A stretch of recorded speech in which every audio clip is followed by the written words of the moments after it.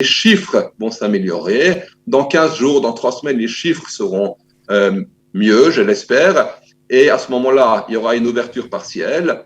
Et voilà, et on recommencera. La troisième vague reviendra après quelques semaines ou quelques mois. Donc, il faut appliquer ces mesures de sécurité.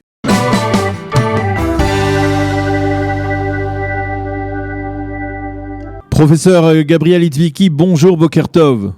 Bonjour. Merci d'être avec nous. Je rappelle que vous êtes directeur du département de pneumologie à l'hôpital Shaare Zedek à Jérusalem. Et la première question que je voudrais vous poser d'emblée, est-ce que vous pensez que c'était incontournable, qu'il fallait absolument imposer un reconfinement tel que l'a décidé le gouvernement israélien la nuit dernière ? Alors écoutez, on ne peut pas retourner la situation en arrière. Si vous m'aviez posé la question il y a 2-3 mois, je vous aurais dit on peut trouver d'autres solutions. Vu la situation actuelle, oui, à mon avis, c'est incontournable. Alors, quand vous dites c'est incontournable, vous êtes à l'hôpital Shaare Zedek, on l'a cité depuis le début de la semaine, l'hôpital Shaare Zedek, le département de Corona est apparemment saturé. Expliquez-nous ce qui se passe concrètement dans un tel département. Qu'est-ce que vous avez remarqué qui ne ressemble pas, par exemple, à ce que l'on a vu au cours de la première vague ?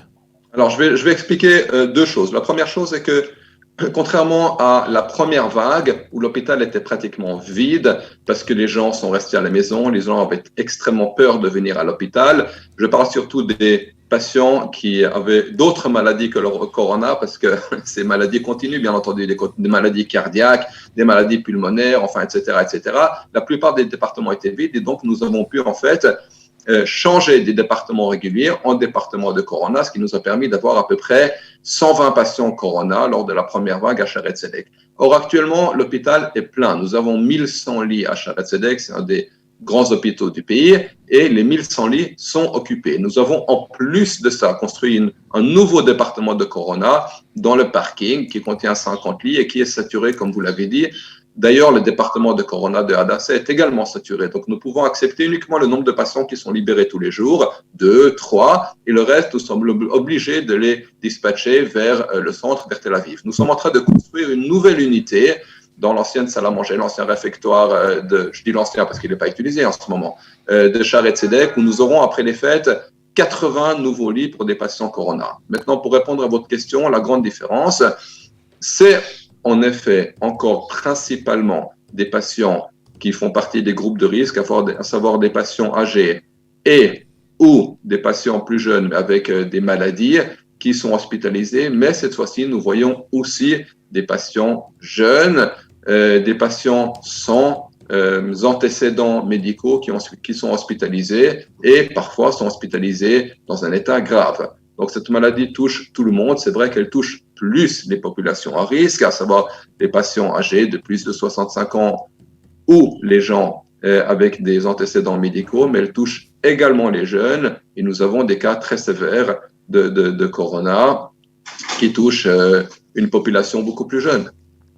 Si je résume ce que vous nous dites, en fait, vous aviez, pendant la première vague, vous aviez libéré, on va dire, d'autres départements pour pouvoir accueillir un maximum de malades du coronavirus. Cette fois-ci, si je m'en tiens aux chiffres, vous parliez de 110 au début et de 58 aujourd'hui. Ça veut dire que concrètement aujourd'hui, pour des raisons évidentes, puisque l'hôpital est rempli de malades dans d'autres départements, vous n'avez pas la possibilité de libérer d'autres départements et donc vous êtes saturé assez rapidement, plus rapidement que la première vague, c'est cela ?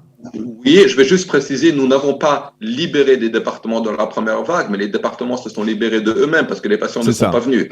Nous avions donc des lits à disposition et des départements à notre disposition que nous pouvions facilement, relativement transformer en départements de corona. Or, nous n'avons plus ce luxe, entre guillemets, maintenant parce que tous les lits hospitaliers sont occupés. Et donc, en effet, nous avons moins de lits et comme je disais, nous sommes en train de construire un nouveau département. Et pour cette raison principalement, mais également pour une raison de personnel médical, les hôpitaux ne sont pas au bord de la crise, non, mais sont saturés et travaillent dans des conditions très difficiles. Alors justement, c'est cela, cette dernière réflexion est tout de même un peu étonnante parce que on a du mal à y voir clair concernant justement la saturation des hôpitaux. On dit que par exemple dans la périphérie, il y a des hôpitaux qui sont totalement saturés, qui déplacent des malades vers le centre, et c'est sur ce point que je voudrais avoir votre réponse, que il faut prévenir plutôt que de guérir, c'est-à-dire on est dans une situation où si ça continue comme on est dans la situation dans laquelle on se trouve actuellement, dans 15 jours, avec la propagation exponentielle de l'épidémie, on risque véritablement à ce moment-là d'être totalement saturé au niveau du système hospitalier. C'est cela ? Alors, il y a 2 facteurs limitants. Le premier facteur limitant, comme je le disais, est le nombre de lits dans les départements Corona, vu que les autres patients qui ne sont pas Corona sont hospitalisés. Donc, ça, c'est le premier facteur limitant. Le deuxième facteur limitant, c'est le personnel médical et paramédical, à savoir les médecins, les infirmières, les physiothérapeutes, etc., etc.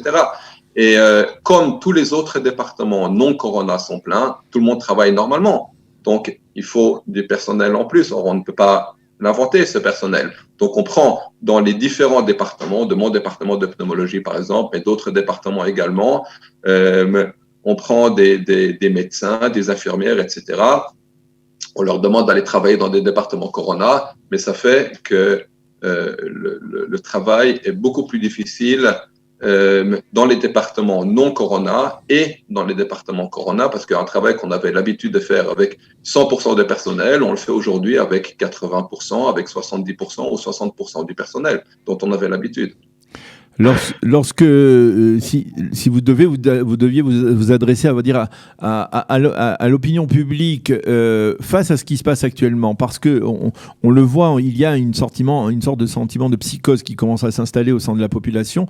Qu'est-ce que vous diriez? Quels sont les éléments incontournables que les Israéliens doivent suivre, les règles incontournables que les Israéliens doivent suivre aujourd'hui en cette période de confinement partiel qui va se transformer en confinement total à partir de demain?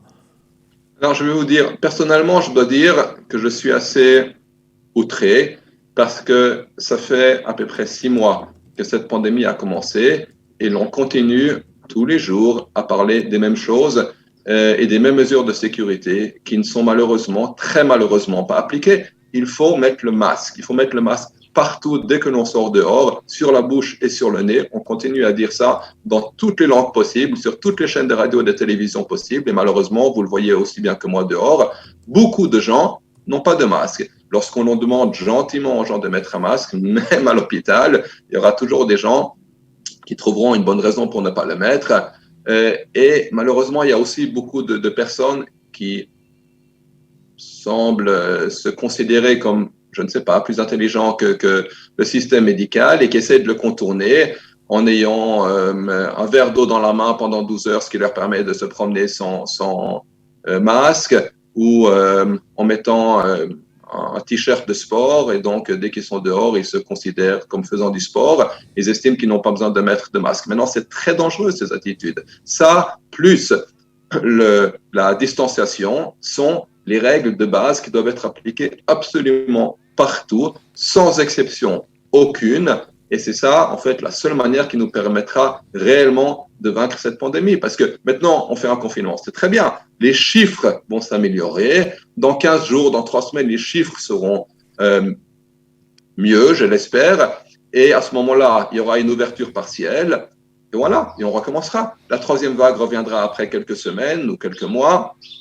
Et on continue. Donc, il faut appliquer ces mesures de sécurité. Alors, qu'est-ce que vous suggéreriez justement, parce que le problème de la première vague, c'est que l'on est sorti trop vite de la première vague, tout le monde s'accorde à le dire. Qu'est-ce que vous suggéreriez maintenant pour, déjà dans un mois, que doit-on faire pour que dans un mois, eh bien, on ne replonge pas à nouveau dans une 3e vague qui pourrait venir, puisqu'on va s'approcher de l'hiver, avec des contaminations, des problèmes de grippe, etc. Quelles sont les mesures qu'il faut absolument prendre, en tout cas pour nos auditeurs, ceux qui parlent français, qu'est-ce qu'il faut absolument faire dans tous les domaines, dans les prochaines semaines, pour éviter cette deuxième vague? Numéro 1, dès que l'on sort de son domicile, mettre le masque sur la bouche et sur le nez tout le temps, continuellement. Numéro 2, garder une distanciation. même pendant les offices de Kippour, qu'ils soient à l'intérieur, qu'ils soient à l'extérieur, garder 2 mètres de distanciation, c'est extrêmement important. Numéro 3, préserver et faire attention à notre population âgée, à nos parents ou grands-parents, ça dépend pour qui.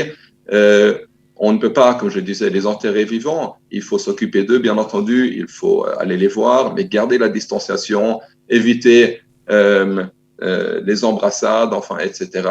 Et toujours exiger que eux aient le masque et que nous ayons le masque, tout en continuant, avec beaucoup d'amour, de s'occuper de la population âgée. Maintenant, pour la population jeune qui pense qu'elle est invulnérable, il faut très clairement leur expliquer que les règles sont les mêmes, parce que même si, éventuellement, en effet, leur maladie, s'ils attrapent le corona, la maladie sera un peu plus faible, c'est des bombes à retardement, parce que chaque personne qui est atteinte de corona, avant qu'elle le sache, elle risque d'infecter beaucoup d'autres gens. Donc, je répète, le masque, la distanciation, l'hygiène des mains, laver les mains, enfin le visage, etc. très régulièrement. Je voudrais vous poser une question par rapport toujours en matière de prévention.